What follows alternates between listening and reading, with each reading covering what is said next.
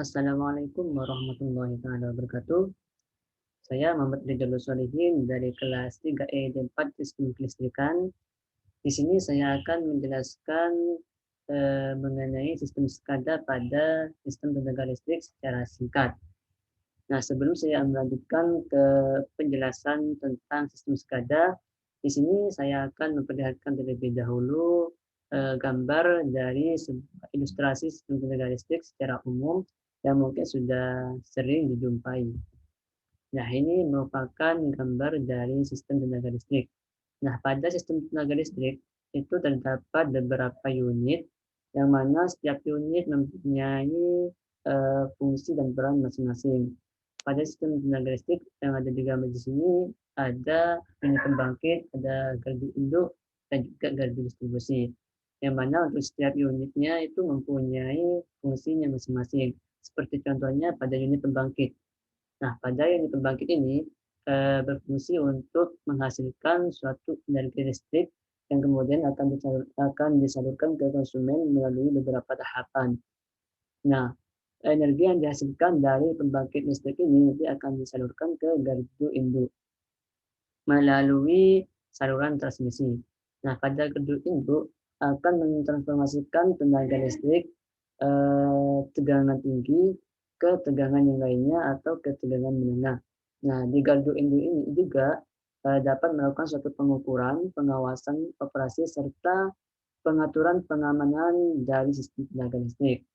Nah, kemudian dari gardu induk, energi listrik nanti akan disalurkan ke gardu distribusi. Nah, pada gardu distribusi ini, tegangan listrik akan diturunkan kembali dari tegangan menengah ke tegangan rendah. Nah, selain itu, di gardu distribusi ini juga berfungsi untuk menghubungkan antara jaringan ke konsumen atau untuk membagikan atau mendistribusikan tegangan listrik atau tenaga listrik pada beban atau konsumen, baik itu konsumen tegangan menengah maupun konsumen tegangan rendah. Nah, setiap proses yang ada di sini, yang ada di setiap unit dari gardu induk sampai gardu distribusi, ini dapat dimonitoring melalui control center. Namun biasanya pada setiap unit seperti unit pembangkit juga mempunyai control center sendiri, namun control center tersebut hanya mampu atau mencakup pada wilayah pembangkit sendiri. Jadi untuk control center yang ada di sini itu dapat memonitoring keseluruhan dari pembangkit hingga gardu distribusi.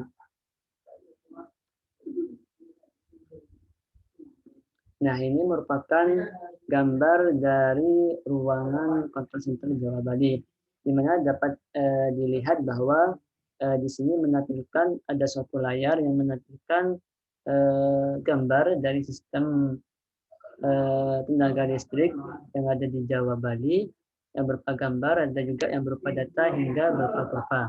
Nah, data ini atau data yang ada di layar atau monitor ini sering disebut HMI.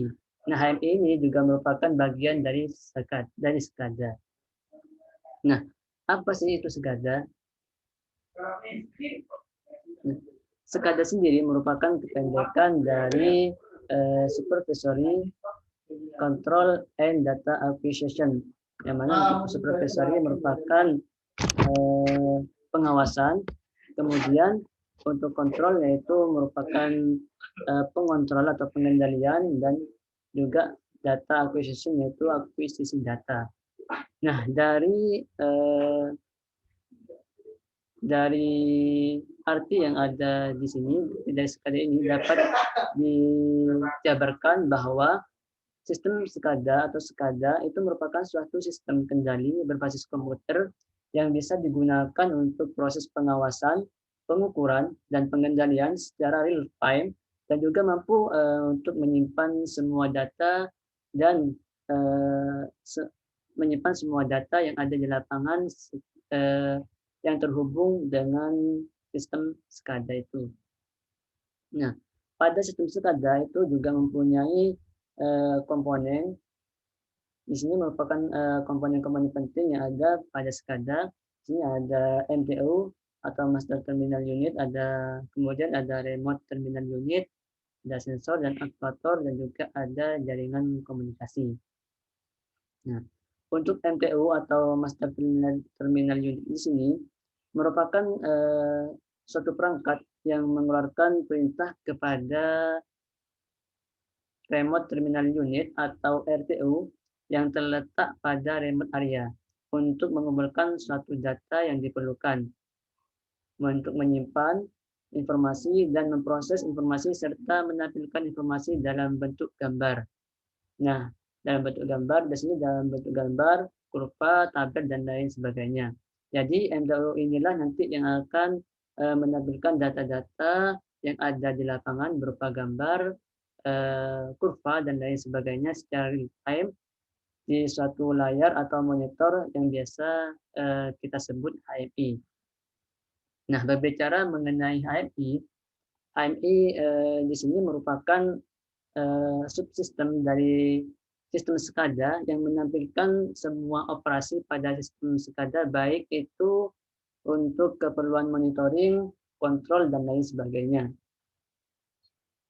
Kemudian di sini ada RTU. Untuk RTU di sini merupakan sebuah perangkat yang mampu untuk merekam informasi dari sensor, aktuator, serta peralatan-peralatan sistem tenaga listrik yang lain yang ada di lapangan secara real time. Nah, RTU di sini juga berperan sebagai slave pada sistem SCADA.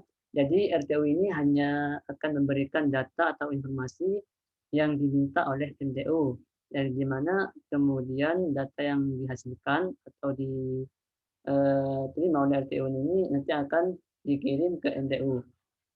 Nah, lalu bagaimana komunikasi antara MTU dan RTU ini? Bagaimana untuk pengiriman datanya? Nah, untuk pengiriman datanya itu pada umumnya jarak antara MTU dan RTU itu biasanya cukup jauh sehingga memerlukan suatu media komunikasi antara keduanya untuk mengirimkan sinyal atau data-data yang diterima oleh RTU ke MTU. Nah, cara yang umum yang biasa dipakai yaitu biasanya menggunakan komunikasi radio atau radio communication dan komunikasi short optic atau optic fiber communication. Nah, pada sistem tenaga listrik, media komunikasi yang biasa digunakan yaitu power line communication, kemudian radio data, serat optik, dan kabel pilot. Dan untuk pemilihan media komunikasi ini biasanya bergantung kepada jarak antara site media yang telah ada dan penting tidaknya suatu titik. Jadi untuk pemilihan jaringan komunikasi antara LTU dan MTU ini juga yaitu dengan melihat jarak yang diperlukan jauh tidaknya antara MTU dan LTU ini. Kemudian juga dari sistem tenaga listrik yang lain. Nah, mungkin itu saja yang dapat saya jelaskan mengenai sistem tenaga yang ada di sistem tenaga listrik. Kurang lebihnya saya mohon maaf apabila ada salah kata atau penjelasan dari saya. Saya mohon maaf yang sebesar-besarnya. Wassalamualaikum warahmatullahi taala wabarakatuh.